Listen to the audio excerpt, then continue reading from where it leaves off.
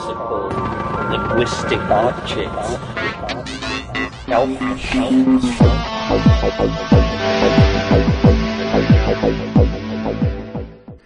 Greetings from Cyberdelic Space. This is Lorenzo, and I'm your host here in Psychedelic Salon 2.0. And today we are going to continue our exploration of the wonderful world of cannabis. Lex's guest today is Becca Williams, who was trained as a healthcare practitioner and is a registered nutritionist and dietitian. But it was through her work as a journalist, covering alternative and holistic approaches to health, that she began a deeper investigation into the rich history of the healing properties of cannabis, particularly in the realm of emotional healing. Becca has two websites that I think you'll find interesting. Her main site, simply titled Cannabis Ceremonies, is packed with information, and she's also the force behind a YouTube channel which is also called Cannabis Ceremonies. And there you'll find much more information about my favorite plant. And I'll link to both of those sites in today's program notes, which you'll find at psychedelicsalon.com. I'm really looking forward to listening with you to this conversation between Becca and Lex Pelger. As a daily cannabis user for over 30 years now, I've read and listened to quite a lot of information about the healing properties of cannabis. But to be honest, there isn't a whole lot of information I've found about the emotional and spiritual aspects that this plant medicine provides. And while I use cannabis for physical pain, its use is even more important to me from an emotional standpoint. I know several other people who are also using cannabis to tame some of the unruly states of mind that come to women and men suffering from PTSD, and I know how important this sacred plant is to their mental well-being as well. So now I'm going to turn it over to Lex Pelger and listen along with you to the words and wisdom of Becca Williams. In his intro last week, Lorenzo mentioned cannabis as his personal favorite. And that inspired me to declare this to be Marijuana Month, here on the Psychedelic Salon 2.0. So we will hear from Becca Williams today about using cannabis spiritually, and what it takes to become a cannaut. Becca was actually my first interview here in Denver since I arrived, and she represents the spirit of that boom town where Neil Cassidy was raised. Not only does Becca lead Cannabis Ceremonies, mixing many different practices, she also has a YouTube channel with dozens and dozens and dozens of excellent videos explaining many different parts of cannabis. Now, if you're like me, and you feel that it's incredibly important to try and turn on your aging relatives to the healing power of marijuana, you know how hard it can be to find someone believable to them. I am always looking for someone who knows how to present information so an elderly patient can grok it and believe it and try it. If you know someone who should be considering using cannabis to improve their life, point them to Becca's videos as a solid source they can trust. From our talk, you'll see why.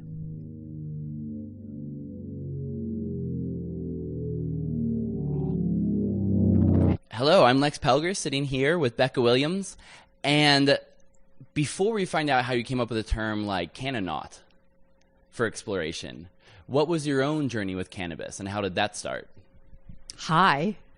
It's so nice to be here. I'm really a fan of Psychedelic Salon, by the way, because I love Lorenzo. And then when I heard that you were coming on, wow, that was pretty cool. So, yeah, cannabis has been in my life since I was a young adult. I come from a really challenging, abusive childhood. And when I went into college, some of my friends introduced me to a doobie, and liked that a lot. And then the more I call it working with cannabis, but the more I interacted with cannabis, the more I realized that I liked it better by myself and the way it made me feel, because I had a lot of anxiety. And it really calmed. It really softened the edges around that. And I found actually it was interesting. It was in being in groups, it actually heightened my anxiety. So I actually preferred it by myself. And so I really have used it, self-medicated as they call it, for decades. And then a few years ago, I started weaving meditation into it and realizing what a beautiful support and amplification cannabis is for really attaining higher levels of consciousness. How did you come to realize the anxiety was in the group situation, and that was better to start doing it by yourself? How did you start doing it as you saw that happening? Well, back then, all there was flour, and you just smoked whatever you could. And of course, on the black market, and as it has been for years and years, it was all about the THC, right? Higher THC. And now we know with the cutting edge research that's out that THC can actually provoke anxiety. So I reflect back and see that was probably the thing. And I also realized that I was microdosing before it was even a term, because I found a little went a lot further. And as far as realizing the comparison, I mean, it was pretty evident and profound when I was with a group of people. I got really anxious and started worrying I had a lot of self-doubt. That was really, that it emerges from shame. And shame is about self-doubt. It's about not feeling deserving, really comparing and contrasting. That's basically what shame is all about, from a spectrum of, I don't really like myself all that much, to self-loathing or self-hatred and everything in between. And I was on that spectrum from end to end, and it emerged when I was with other people. So I think it was just a matter of comparing it, Lex, to being alone and going, oh, gee, I like this. There's no anxiety involved. It feels good. So how long did you have a meditation practice next to your solo smoking before you started to combine them? Man, first of all, let's say that I always hated meditation. Let's just put that on the table. Amen. And as it turns out, I didn't like the meditations that I tried. There's many, many forms of meditation, and one of them is sitting and watching your thoughts, sitting, doing nothing, and watching your thoughts.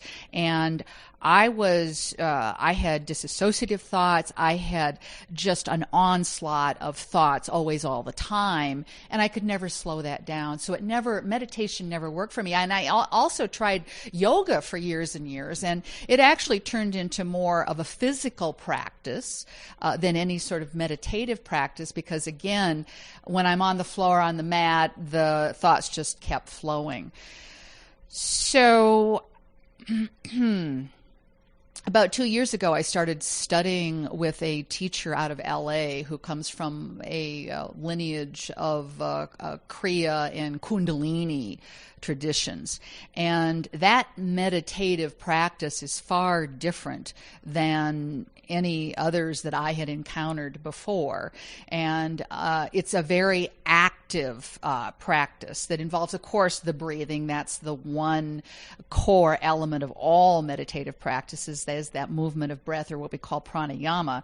But also, these traditions include mudras, which are hand and arm movements, and also chanting of mantras, which is basically a series of sacred words put together. And what all of this does is activate the chakras and the meridian. That's Chinese medicine. We call it the Nadi system, which is the energy irrigation throughout our bodies.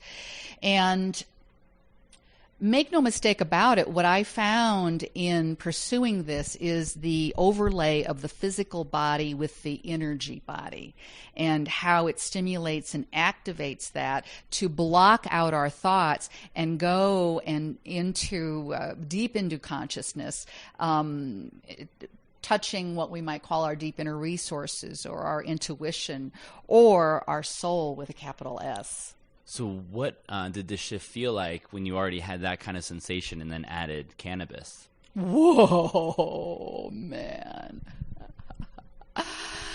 How I learned this, Lex, was that I was studying with my teacher, and it was within a group, actually online. And this tradition this tradition that comes out of India, and there were in the 60s, let me just back up for a moment. In the 60s, there were a lot of holy men that came over from Tibet, Nepal, India, southern China, and gained quite a following over here. And one of them was a guy by the name of Yogi Bhajan. Have you ever heard of him? Yogi Bhajan came over and saw all these hippies involved with drugs and just out of their mind trying to find meaning in life. And he said, well, if you follow me, if you study under me, then there will be no drugs, absolutely none. That was a tenet. And so when I was studying with my teacher who hails from that tradition, the subtext is no drugs. Well, so when I was moving through this year-long course of study around emotions, and I am a serious student of emotions, I started microdosing with cannabis and comparing to the other people in the group who were doing this work. I was making what do I want to say? I want to be careful how I explain this, because it wasn't exponential, but it really was leaps and bounds in feeling this growth around emotion, being in touch with a higher consciousness. Would you recommend that people try to have a practice without using these substances for some length of time before they start combining them? You know, my work in elevation ceremonies or cannabis ceremonies is really very specific to the discipline that I employ, and I call it I call it a secular form of Kundalini Kriya traditions graced in ceremony. And so the magic, I believe, is with these mystical, sophisticated technologies that we employ.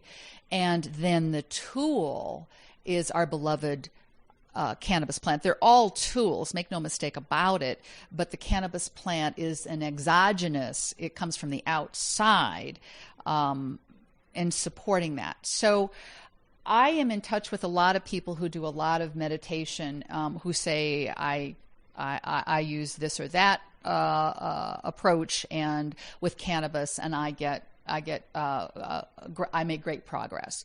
So I don't really know the answer to that specifically, because it's so individual, and it's so individual to the specific disciplines, if you know what I mean. Do you see people come through your ceremonies that should be careful of certain kinds of things that you'd like to watch out for? Yeah. So over the time that I have guided my ceremonies, I'm really very much favoring a CBD dominant flower, or what do I want to call it? Because some people, I prefer the smoke in a ceremony. It's just more ceremonial, or vape. But some people saying, well, I have lung involvement, I don't like the smoke. Or, there's some hangovers of stigma from the war on drugs. So I've been practicing and experimenting with oils, and oils are good too. So CBD oils, hemp oil. There's been some research. All the research out there is pretty sketchy, because we've just been able to have this cascade of research around cannabis, but they talk about what is the term, a psychic break? Is that what it is? For some individuals who are prone to it with the THC. So I offer complimentary cannabis in my ceremonies, and what it is now is CBD, 1-to-1 CBD THC, or 2-to-1. And I've been even using some 20-to-1 CBD to THC. Mm-hmm. That makes a lot of sense too, just because CBD all alone actually looks like it might be a treatment for some types of psychotic and mental break type stuff. Absolutely. And at least it could be functioning as a protectant for people who might have some leanings that way. No questions. No question about it. Yeah. Oh, that's really great. Now, could you walk us through how one of your ceremonies would go? Sure. So Let me see. How do I want to approach this? I've never really described my ceremony step by step for anyone in particular. But what I do is I want to make sure that all my participants understand what's going to happen, because it can be a very anxiety-provoking thing to walk in and not know what's going on. I call those who attend my ceremonies edge walkers, because there needs to be a sense of walking into the unknown to begin with. And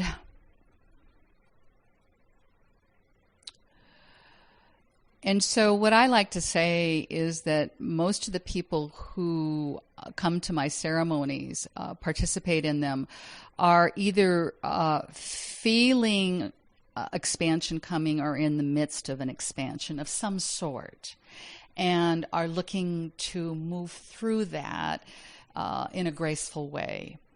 And I really believe what we do in a ceremony is it's sort of an arc. And that is that we go into it with the kriyas. We have a smoke session. We create the container. We welcome the flower. We welcome the fact that we have brought our best, our most experienced, our wisest selves to this place right here, right now. And then I introduce some kriyas, and kriyas are the practices that are comprised of that pranayama, always the mudras, hand and arm movements, and the mantras. So it can be only the pranayama, or it can be a mix of all three. And so I make sure that everybody knows that they are in a very safe and nurturing an environment, that I am there to hold the space for them, but they do need to take responsibility for they have come. That's a huge responsibility. I mean, they took care of all the details. I mean, I have women with children at home, married couples. I had a married couple who came for a date night. I thought, wow. Now, those are people I want to know. In fact, everybody who turns up for my ceremony, in a way, I find that I have created these ceremonies to attract the people who I'm drawn to. Anybody who walks into my ceremony, I want to call a friend, because, hey, fellow edgewalkers. So we move. It's a 3-hour. It's a 3-hour. Time frame. We start. I like evenings. I am drawn to the evenings, and I think that that's where the veils of consciousness are thinnest. And so we move through that over a 3-hour period, and in between, people are able to stretch, walk, drink water, whatever they need to do, smoke more if they want to, and then we go back in and do another kriya. So usually over the 3-hour span, we do 3 or 4 of these of these kriyas that really are very intense. What they're doing, make no mistake about it, they are activating our energy body by stirring up the chakras and the nadi system in order to bring up the stuff that is standing in the way of a more fulfilling life, that are self-limiting beliefs, self-doubt, whatever it might be. We call them 7 heavy emotions. They can be anxiety, which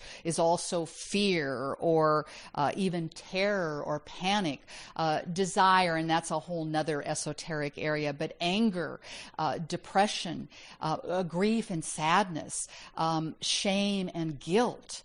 In any of those, please bring it in.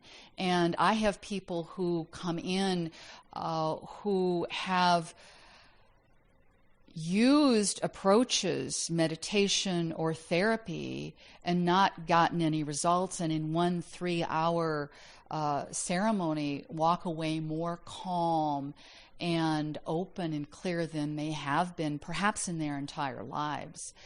It's really important for me as I move through these ceremonies, to hone them to the best of my abilities so they embrace anyone who is called to come to do the work. So make your kind of flower, you attract your kind of bees, huh? I love that, yes. It must be a fascinating array of people who show up, especially around here in the Colorado area. It's a fascinating array. The way I look at it is Seth Godin, the conscious business coach that we all know and who's such a prolific writer. I read something from him a few years ago, and it was about understanding that what you're making or what you're offering is not for everybody. You know, it's in marketing, it's kind of like, well, we want to talk about our target audience, but it's not for everybody. And the way I look at my ceremonies is this isn't for everybody. It's for those who are called to come and be in this very special space, this container that allows us to go deep with ourselves and linking arms with others to create that supportive energy. And so some people will come and I'll never see them again, and others will continue on. Mm-hmm. What stuff seems to come up the most for people? What kind? Are there certain experiences you see pop up a lot from service to service? What I do in ceremony, there's not a lot of talking in ceremony. I have created some salons where we can actually have next level conversation. But at the very beginning of a ceremony, I will go around and invite everybody to give me a word or two or a sentence as to where they are. And there will be those who will say, I'm curious. I am feeling really uneasy or unsettled. I'm scared. There will be people who will talk about their life and where they are. One woman recently said she was lost. So it is the reason why I create this space is because I want people to bring their deepest and darkest feelings so that we can bring them into the light. And how did you come to create the term Cannanaut that covers that idea and start making these videos? Yes, Cannanaut is the name of my project. And I describe Cannanaut as exploring the deep inner reaches of consciousness with the support of cannabis for emotional healing. And don't we do that as psychonauts? Essentially, that's the definition of a psychonaut. And so I really wanted to put a name to it for cannabis exclusively and specifically, because cannabis is kind of what I call the little sister of the big girl psychedelics, and cannabis carries a much broader, what do I want to say, personality. So she can be a psychedelic, like a hash concentrate, but she can also, as I invite her in a ceremonial space with the CBD dominant, for instance, can be an opener that allows us to be relaxed, spacious, allows us to lean in to this exploration that we're going to be going on. And everything in between. Yeah, and you're right. It's too bad she's seen as someone that can't make the world go completely sideways on you. Do you hear about people, or have you tried the experiments with using really high levels, like the old hash eaters of to go to the other world with this, or do you think that might be useful for some people? So it's funny you ask, because after every ceremony, as I mentioned, I send out a survey. And at the end, I say, here's a a list of specifically themed ceremonies, and you tell me which ones you would like. And there's one that I call a hash eaters ceremony, and I've had people say, yes, yes, yes, I want to do that. So last Saturday, we had it scheduled, and as you know, my air conditioning, I do it in my sanctuary, in my personal residence, and our air conditioning went out, so I needed to cancel. I disappointed a number of people, I'm afraid. So I can't really tell you on that front, but of course, as a plant spirit guide myself, I do explore with various, what do I want to say, kinds or forms of cannabis, and one of them is hash. So from hemp to hash, if you will, and I love it. But one of the pieces when we're working with high THC, it's different than when you're just using it in a, what do I want to say, in a more recreational space. Or we know people who do concentrates and hash because of physical ailments, and they're just in such pain that they need to be out. They need to be out of it. They need to be couch locked.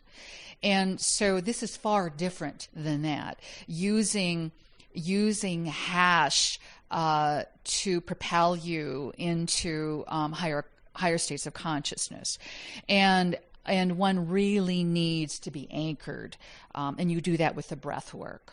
So that's why I'm there. It was I'll do it again. I had to postpone it. People go, well, when are you going to do it again? And so we're looking probably at October or November, because the other themes for the cannabis ceremonies are already done, and people have, reserved their spaces. And so I don't want to change the themes on them. One is a hemp oil evening. So it's like, oh, wait a minute, we're going to do a hash eaters. Oh, didn't I tell you that? Oh man, what are some of the other evenings actually?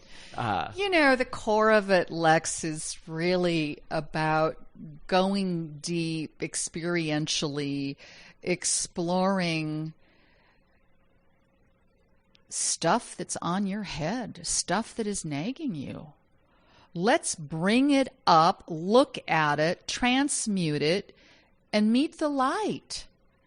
And so that's very important for me to see that my participants land in a great space at the end. And categorically, that happens. Wow. And what did you learn through these about how to be holding space to keep it a safe spot? What seemed to really resonate with people, that this was a spot that they could go deep, or this ceremony was a spot that they could explore? Telling them, for one thing. And isn't it really set and setting? And being able to come into and knowing that you're going to be in a safe, legal, nurturing, comforting space. I mean, that sets the scene right there and allows people to open. And the big piece is that we sit on the floor. Although if people need to sit in a chair or we have a sofa. I have a sofa in my sanctuary where I get the most important thing is that people are comfortable. Yes, we sit cross-legged. That would be probably the recommended way if you can do that, because the idea is to keep our spine straight, because remember, we're activating that energy and our spine essentially becomes an antenna. And whether you're sitting cross-legged or whether you are on a chair or propped up on a sofa with pillows behind you, we want a straight spine. And I insist, before we even start, I make everybody, my sanctuary is also a playroom in the sense that we have pillows all over, pillows and small cushions, small hassocks, and every varying level for people to be able to elevate their hips or sit directly on the floor. And so comfort, because if you're not comfortable, what can you do? You're just sitting there going, oh, Jesus, I'm so uncomfortable. Oh, man. But people insist on wearing tight jeans. They come, even though I say bring a water bottle, wear loose clothing. People don't know from loose clothing until they've come into one ceremony, and then they're always wearing something loose from there on out for the rest of them. But that's a big piece. So it's really about comfort too. That makes sense. Mm-hmm. And speaking of legality, like if we were free to alter our own consciousness as we see fit, would there be any other substances or materials that would interest you to try to combine into your ceremonies? So I've been a psychonaut, and I have partaken of various sundry substances and had quite profound experiences. But I was actually at a conference, the Plant Spirit Conference in Vancouver that comes up every year. It's one of my regular stops, and I highly recommend it. It's coming up, I think, in November of this year, 2017. And there was a shaman who spoke one year. And this was when I was working with meditation and cannabis and also dabbling in various psychedelics. And there was a kid who stood up and started asking, obviously using psychedelics very indiscriminately, and asking this, that, and the other thing about them. And this shaman, who was up visiting, from Peru, read him up one wall and down the other about this promiscuous use of various medicines, entheogens, and so that if you were really serious, you would take one and work with it. And he said the only thing that he had ever done in his 50-year life was ayahuasca. And I really took that to heart, that if you are interacting with the personality and spirit of a plant, that in order to be true to it, you really need to focus on that. Now, that doesn't mean that you can't do other things, because cannabis is very forgiving in that way. She goes well with a lot of psychedelics. But for me, it struck a note in the sense that if I am working with cannabis in regard to higher forms of consciousness, that I really needed to be true to her. And so right there and then, about 2 years ago, I pledged monogamy to cannabis. So I have not done for at least that long for any other entheogens. Wow. Yeah. That's an interesting idea. Because, among other things, I'm trained as a clinical nutritionist, and we call it confounding variables. So how do I know that this healing has been affected by the combination of the discipline that I introduce and the spirit of the cannabis plant when I'm doing other stuff? So I really need to be very true to that approach. I picture a small green ring for monogamy. Oh, I like that. Speaking of nutrition, and that the combination of food and cannabis and all the different strains of cannabis and how complicated that gets, what's that like for you to deal with the food people eat before ceremony and in their lives as well, but then all the different strains of cannabis that would combine with that? Yes. So, of course, just like yoga or any kind of meditation, what you want to do is come in on a light stomach. And so I always advise our participants to eat lightly and actually abstain, if they can, from cannabis for even a few days before, but ideally, if they can, a day before or even 4 hours before. Again, there are people who use cannabis for their medicine and really need it. So it's all fine, whatever. But to come in on a light stomach, because otherwise the digestive system just kind of takes over. It's heavy, and you're digesting food instead of putting that energy toward dancing with that with the channels of consciousness.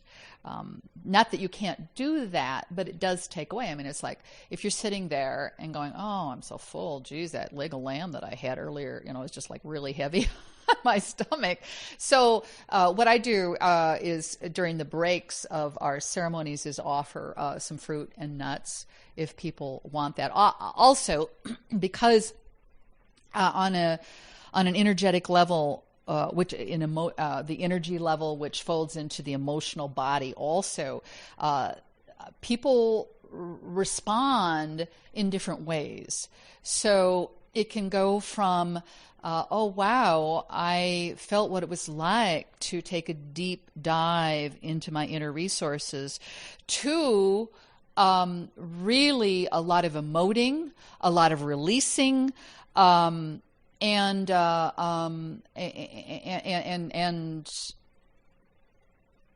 what do I want to say? It can be, I don't want to scare people away, but it can be a little scary sometimes for some people. And that's why it's very important for me to hold the space for people. Where was I going with this? So that's another reason why we got to be very careful about what we have, what's on our stomach, what we've interacted with before we come in. And absolutely, I don't want any other substances in the body when we're doing this work. What would your advice be to somebody hearing this and it's really pinging to try using cannabis as a sacrament instead of how they've been doing it? What would you recommend for someone who wanted to try this at home and design their own ceremony? Again, I'm really an aficionado of my particular discipline because it's tried and true for me. I found that moving through this work, and particularly with the support of cannabis, I have healed myself. I navigate mostly in a calm, centered clarity. And when I don't, I know how to get back there. As opposed to most of us who are in a fight or flight response most all the time, whatever that might look like, and then we're trying to grab that piece of clarity and calmness, and we grab it and we hold on to it, and then we lose it. And, that can go, we navigate in that for, maybe days, maybe weeks, maybe hours, maybe minutes for some people. I mean, bring it on. I want you here. It's all about emotions, and emotions have been the missing link in our healing, for all of time, essentially. And we're just getting to the point now where some doctors are writing about brain science and how it relates to trauma most often. But I find that we're not in a space anymore where people have the time or can afford to go to a therapist or go to a doctor who's kind of, who's studying this stuff and, oh yeah, come on in for an hour, it'll be $300. Hello. So the ceremonies serve a couple, quite a few dimensions, but one of them is being able to explore in a kind of your own self-therapeutic way what is on your head. And I'm just there holding the space. I have, Lex, I want to make it absolutely clear that I don't consider myself a shaman, a medicine woman. I mean, those people are inculcated into that. I do have some skills. I do believe I'm kind of a peer counselor, but also really my specialty is soul medicine. And being able to guide people. I believe that I am maybe a little further ahead than other people are with my work. I've found the door, I've opened the door, I've flicked on the switch, and I'm saying, come on in. I've been here, and maybe you want to come here too. There are many, many ways out there, many portals for healing, and I offer one that I believe is quite efficacious. Are there future plans for different directions you might want to take this? Yeah, I'm just about to recreate my website, Cannanaut.com, CANNANAUT.com. And because of the urging from around the country, actually, you know that I have a YouTube channel, which has actually attracted people to what I do as well. And so I'm going to be taking these online. I don't see any reason why we can't do ceremonies, say, in a Zoom venue where people can come into my sanctuary through Zoom, and they create a lovely sacred space for themselves in a room, and we have ceremonies together. So that will be something that's coming up. Why not? Why not? Yeah. Mm-hmm. That's great. Mm-hmm. And I also do one-to-one. Sometimes people who are a little uncomfortable with being with other people. That's why I like the CBD, is because, you know, the people who have called me and said, "Oh, Beck, you know, I would love to come, but my social anxiety is just so heightened, I can't do it." And I just, my heart hurts for those people. Even when I say, "Oh, come on, sweetheart, you can come, we'll do it, we'll take care of it." So to be able to do it in the privacy of their own home, or when I often do one-to-ones also that way, or private in-home gatherings. In fact, I was just speaking with a woman this morning who offers curated dinners with cannabis pairings, and she was very interested in bringing me on. I'm going, well, I don't know how that would look, because people, you know, when they go to cannabis pairing dinners, they're in a different mindset than when they are coming into a sacred space for emotional healing. But, you know, where there's a will, there's a way. The question I often like to end with usually is about how, what would you make the world look like if you were in charge of writing the laws? But you're in one of the best spots for the law of your favorite substance of anyone in the world, being here in Colorado.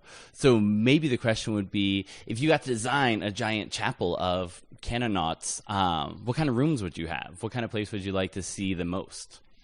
Well, let me just say this, that human beings are drawn to ceremony. It's primal, it's tribal. For thousands of years, ancient cultures and indigenous peoples have created ceremony.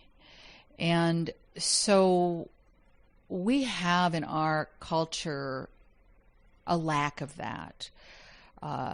Ceremony allows us to come together for meaning and a richness of depth, and to be able to do that in a ceremony is really important.